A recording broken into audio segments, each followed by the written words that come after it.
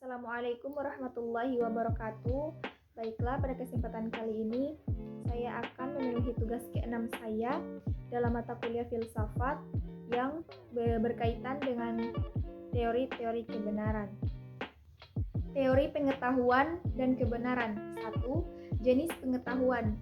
Hendrik Rapar mengemukakan bahwa jenis pengetahuan itu dibagi 3. Sedangkan Burhanuddin Salam, sebagaimana dikutip oleh Amsal Bakhtiar, jenis pengetahuan ada 4, yaitu yang pertama, pengetahuan biasa, pengetahuan yang dalam filsafat dikatakan sebagai common sense dan sering diartikan sebagai good sense. Karena seseorang memiliki sesuatu di mana ia menerima secara baik.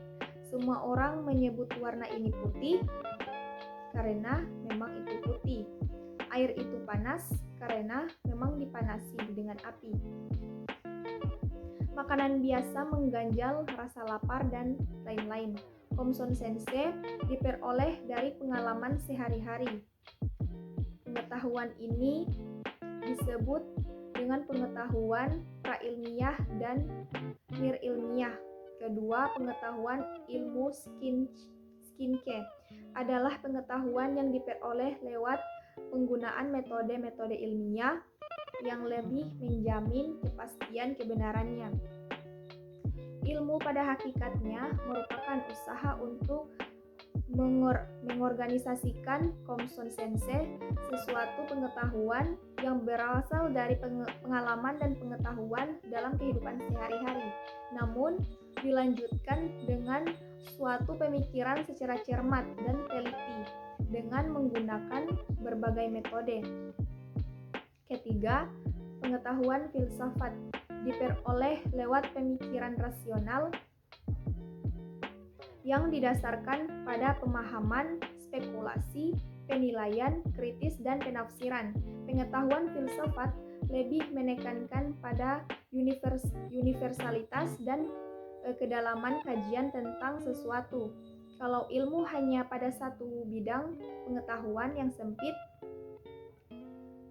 filsafat membahas hal yang lebih luas dan mendalam.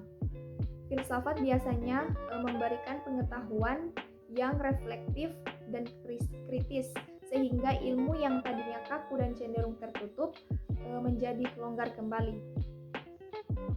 Keempat, pengetahuan agama, pengetahuan yang hanya diperoleh dari Tuhan lewat para utusannya. Pengetahuan agama bersifat mutlak dan wajib diyakini oleh para pemeluk agama. Pengetahuan mengandung beberapa hal yang pokok, yaitu ajaran tentang cara berhubungan dengan Tuhan yang sering disebut dengan hubungan secara vertikal atau hablun min Allah bin Allah, dan cara berhubungan dengan sesama manusia atau hablum minan nas. Pengetahuan agama yang paling penting adalah pengetahuan tentang Tuhan. Selain itu, tentang keyakinan atau iman dan syariat atau implementasi dari keyakinan. Pengetahuan ini sifat kebenarannya adalah mutlak karena berasal dari firman Tuhan dan sabda Nabi. Yang kedua, teori kebenaran koherensi. Teori kebenaran koherensi atau konsistensi adalah teori kebenaran yang didasarkan kepada kriteria koheren atau konsistensi. Suatu pernyataan disebut benar bila suatu dengan jaringan komparatif dari pernyataan-pernyataan yang berhubungan secara logis. Menurut teori ini, kebenaran tidak dibentuk atas hubungan antara putusan dengan sesuatu yang lain, yaitu fakta dan realitas, tetapi atas hubungan antara putusan-putusan itu sendiri. Yang ketiga, ada teori pragmatisme. Pragmatisme berasal dari bahasa Yunani pragmai, artinya yang dikerjakan, yang dilakukan, perbuatan, tindakan, sebutan bagi filsafat yang dikembangkan oleh William James di Amerika Serikat. Teori kebenaran pragmatis adalah teori yang berpandangan bahwa arti dari ide dibatasi oleh referensi pada konsekuensi ilmiah. Persoalan atau sosial benar tidaknya suatu dalil atau teori tergantung kepada berfaedah tidaknya dalil atau teori tersebut bagi manusia untuk kehidupannya. Kebenaran suatu pernyataan harus bersifat fungsional dalam kehidupan praktis. Yang keempat ada teori performatif. Teori ini berasal dari John Langsoutif dan dianut oleh filsuf lain seperti Frank Ramsey dan Peter Strawson. Filsuf-filsuf ini mau menentang teori klasik bahwa benar dan salah adalah ungkapan yang hanya menyatakan sesuatu atau deskriptif proposisi. Yang benar berarti proposisi itu menyatakan sesuatu yang memang dianggap benar. Demikian sebaliknya. Namun justru inilah yang ingin ditolak oleh para filsuf ini. 5. Ada agama. Agama sebagai teori kebenaran, pada hakikatnya manusia hidup di dunia ini adalah sebagai makhluk yang suka mencari kebenaran. Salah satu cara untuk menemukan suatu kebenaran adalah agama.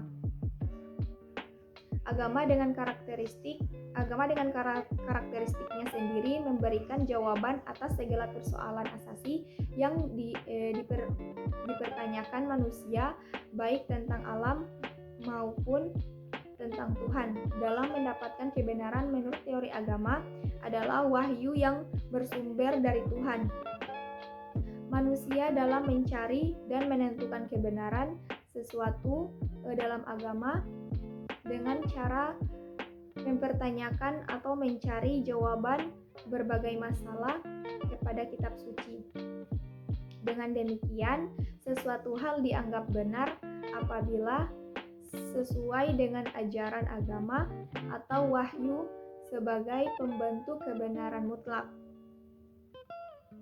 Sumber-sumber pengetahuan yang pertama ada rasionalisme. Aliran ini menyatakan bahwa akal adalah dasar kepastian pengetahuan.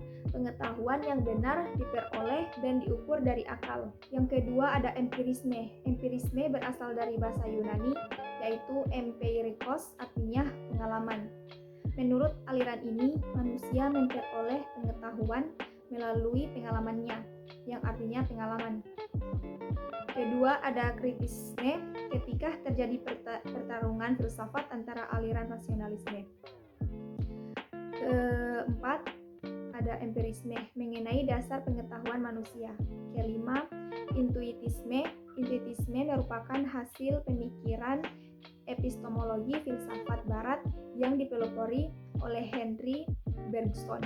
Menurut Bergson, intuisi adalah hasil evolusi pemahaman yang tinggi. Lebih lanjut, Bergson mengatakan bahwa indera dan akal manusia sama-sama terbatas dalam memahami realitas secara keseluruhan. Baiklah, itulah tadi hasil pemaparan tugas ke-6 saya dalam mata kuliah filsafat mengenai teori-teori kebenaran. Mohon maaf jika banyak salah-salah kata. Wallahu muwaffiq ila aqwamit thoriq. Wassalamualaikum warahmatullahi wabarakatuh.